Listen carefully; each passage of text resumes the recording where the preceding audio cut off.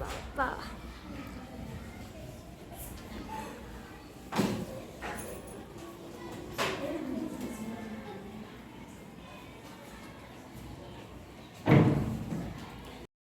నా పేరు లక్ష్మీ ప్రసన్న. నేను 6వ తరగతి చదువుతున్నాను. రామాయణంలోని పాత్ర పేరు దశరథ మహారాజు. నా పేరు దశరథ మహారాజు. కోసల దేశానికి రాజుని నేను. నా పేరు సహస్ర. నేను 6వ తరగతి చదువుతున్నాను. ఈ రామాయణంలో నా పాత్ర పేరు రాముడు. నేను రాముడిని. దశరథ మహారాజుకు జన్మించాను రాముడిని నేను. నా పేరు లక్ష్మణుడు. నా పేరు శాశ్వతి. నేను 6వ తరగతి చదువుతున్నాను. ఈ రామాయణంలో నా పాత్ర పేరు లక్ష్మణ్. సుమిత్రాదేవి దశరథ మహారాజుకి జన్మించాను. నా పేరు అశ్విత. నేను 6వ తరగతి చదువుతున్నాను. రామాయణంలోని నా పాత్ర పేరు భరతుడి. నేను భరతుడిని. కైకేయి దేవి దశరథ మహారాజుకి జన్మించాను. నా పేరు నైనిక. నేను 4వ తరగతి చదువుతున్నాను. రామాయణంలోని నా పాత్ర శత్రుఘ్నుడు.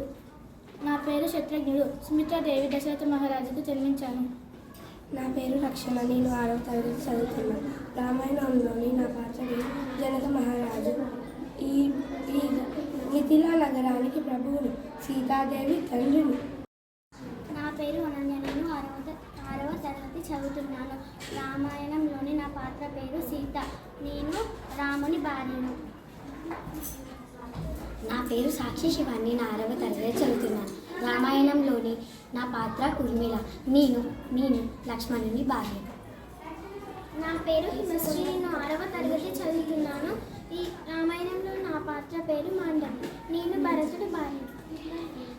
నా పేరు సాధన. నేను 6వ తరగతి చదువుతున్నా. రామాయణంలోని పాత్ర పేరు శృతకీర్తి. నేను చిత్రంగం భార్య. నా పేరు వర్షిణి. నేను 6వ తరగతి చదువుతున్నాను. రామాయణంలోని నా పాత్ర మాండవి. కైకేయి అత్తగారింటికి వచ్చినప్పుడు ఆమె వెంట వచ్చిన అరుణపు దాసి నేను.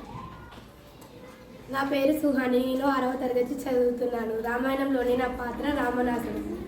కైకసి విశ్వవాసుల కుమారుడిని. లంక నగరానికి అధిశుడిని. సీతను అపహరించి తీసుకొని వచ్చినాను. నేనే రామనాథుడిని.